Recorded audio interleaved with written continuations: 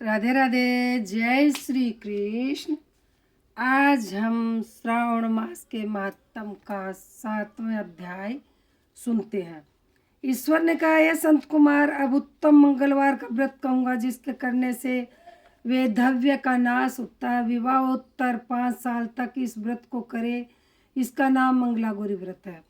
यह पाप को नष्ट करने वाला है। विवाह के अनंतर पहले श्रावण शुक्ल पक्ष के पहले मंगलवार के दिन इस व्रत का शुभारंभ करें। पुष्प मंडल निर्माण कर उसे कदली स्तंभ से शोभित करें। नाना तरह के फलों तथा रेशमी कपड़ों से विभूषित करें। उसमें देवी की प्रतिमा स्थापित करें। यथाशक्ति उस प्रतिमा का अर्चन करें।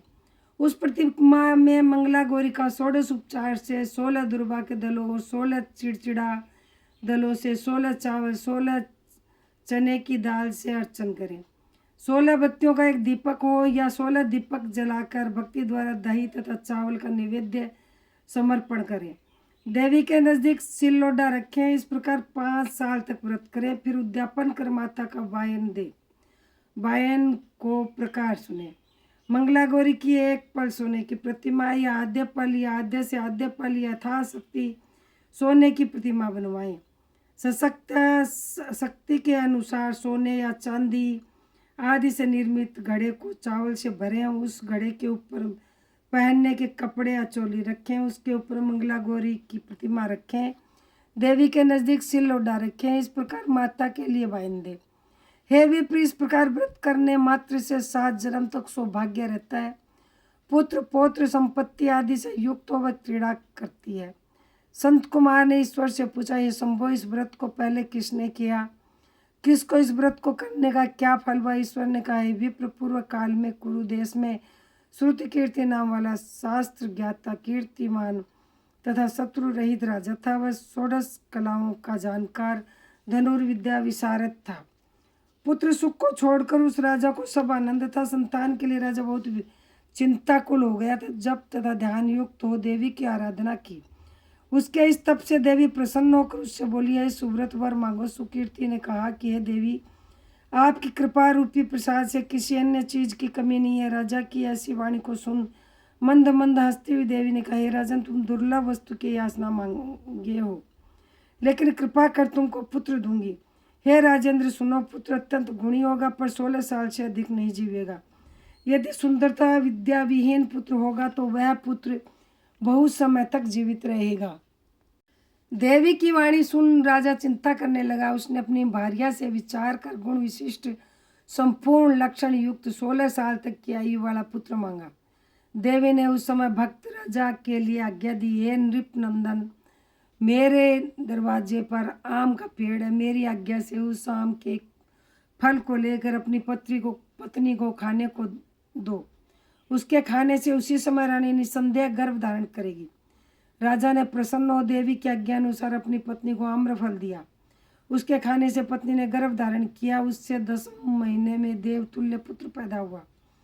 हर्ष शोक से संपन्न राजा ने उस पुत्र का जात कर्म आदि संस्कार किया और शिव स्मरण करते हुए पिता ने उसका चिरायु नाम रखा।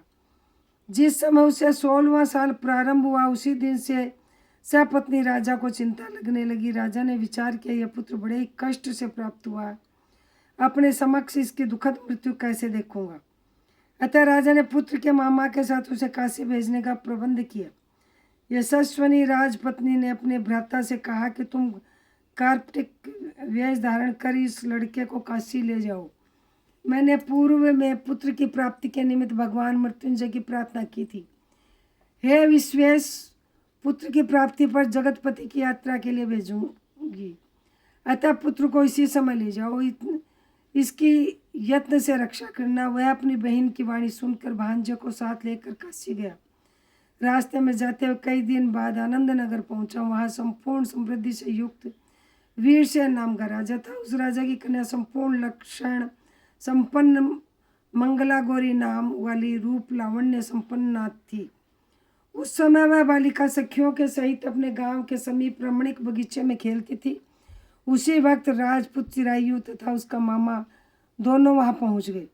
वे दोनों बालिकाओं को देखने की इच्छा से ठहर गए। इतने में ही समय में क्रीड़ा करती हुई उन बालिकाओं में से एक बालिका क्रोधित हो अत्यंत कठिन दुर्वचन रंडा कहा। इस दुर्वचन को सुनकर राजपुत्री ने कहा कि तुम अयोग्य वाणी क्यों कहती हो? मेरे वंश में ऐसी स्त्री नहीं है। मंगला गौरी के वर प्रसाद से तथा मंगला गौरी व्रत के प्रभाव मात्र से मेरे हाथ से चावल जिसके मस्तक पर गिरे, हे सखियों, इसके साथ विवाह हो जाने पर यदि आयु वाला अल्पायु वाला है तो भी चिरायु हो जाएगा। तदंतर सब बालिका अपने अपने घर चली गई। उसी रोज राजकन्या का विवाह का दिन था। बालिक देश के दृढ़ धर्मा राजा के पुत्र सुकेतु नाम वाले को देना निश्चय हो चुका था, पर सुकेतु मूर्ख, कुरूप तथा बहिरा था। अतः वर पक्ष वालों ने मंडप में अन्य अच्छा वर ले जाने का निश्चय किया। विवाह होने पर कहा कि वर ले जाने निश्चय की विवाह होने पर वहां सुकेतु चला गया। यो विचार कर चिरायु के समीप जाकर उसके मामा ने कहा कि यह बालक हमें दो, क्योंकि आपके बालक द्वारा हमारा कार्य संपन्न सिद्ध होगा। इस भूमि पर परोपकार के तुल्य अन्य कोई धर्म नहीं है। यह वाणी श्रवण कर उसका मामा हृदय से राजी हुआ, क्योंकि इन्होंने पूर्व में वाटिका में बालिका की वाणी सुनी थी कि मैं जिस पे चावल डालूंगी वो अल्पायु होने पे भी चिरायु हो जाएगा। लेकिन वर पक्ष जनों ने कहा कि आप लोग इस बालक को वरपक्षीय लोगों से उसने कहा कि आप लोग इस बालक को क्यों चाहते हो? कार्य सिद्धि के वास्ते वस्त्र अलंकार आदि मांगा जा सकता, परंतु वर की भिक्षा नहीं दी जा सकती। आप लोगों के गौरवार्थ फिर भी मैं देता हूँ।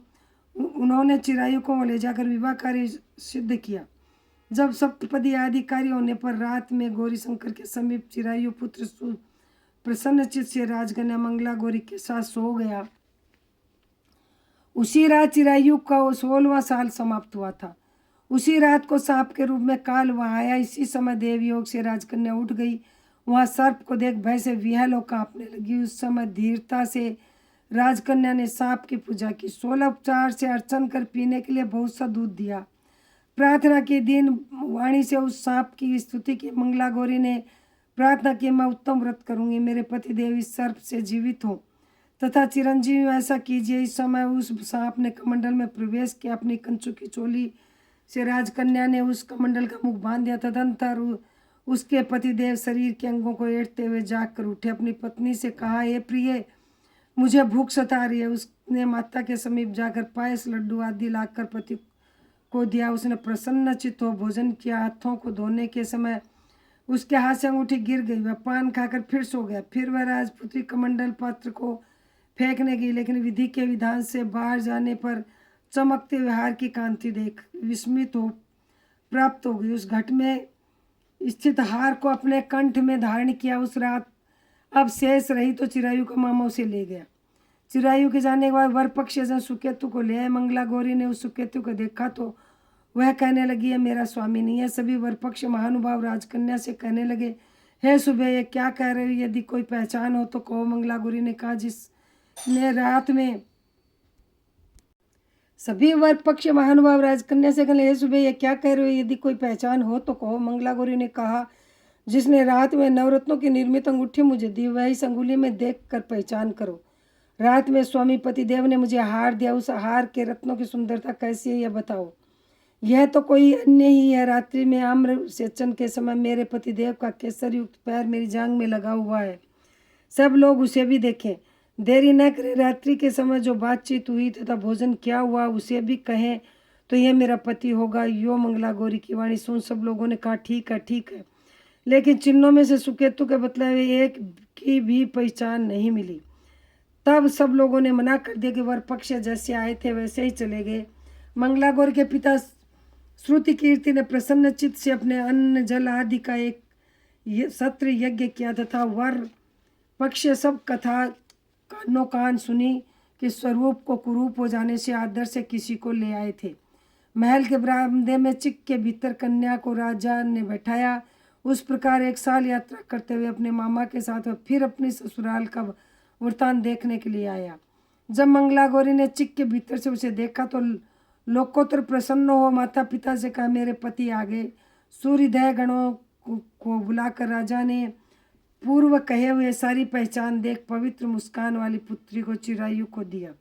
शिष्ट लोगों के सहित राजा ने विवाद सब कर वस्त्राभरण आदि अश्व गज रथ तथा बहुत सी चीजें दे विदा किया। फिर वह चिरायु अपनी पत्नी मामा के सहित कुलनंदन सेना सहित अपने नगर गया। जब चिरायु के माता पिता ने प्राणियों के मुखारविंद से उसके आने का समाचार सुना तो विश्वास नहीं किया, क्योंकि भाग्य विपरीत कैसे हो सकता है। इसी बीच वह चिरायु माता पिता के पास गया। प्रेम मग्न चिरायु ने भक्ति के द्वारा अपने माता पिता के चरणों में प्रणाम किया और माता पिता ने उस चिरायु का मस्तक सूंघ कर परमानंद प्राप्त किया।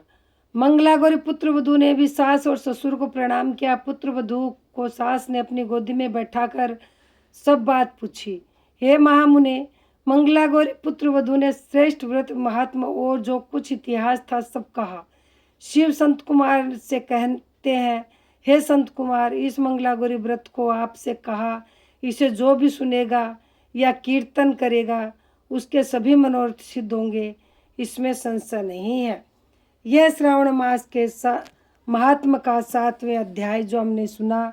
मेरा ये वीडियो आपको अच्छा लगा हो तो मेरे चैनल को सब्सक्राइब करें, नहीं कर रखा हो तो सब्सक्राइब करें, लाइक करें, शेयर करें, बेल आइकन प्रेस करें, जिससे मेरा अगला वीडियो आपके पास जल्दी पहुँचे। कमेंट ज़रूर से करें। मेरा ये प्रयास आपको कैसा लग रहा है कमेंट करके ज़रूर बताएं। जय श्री कृष्ण, जय श्री श्याम, राधे राधे।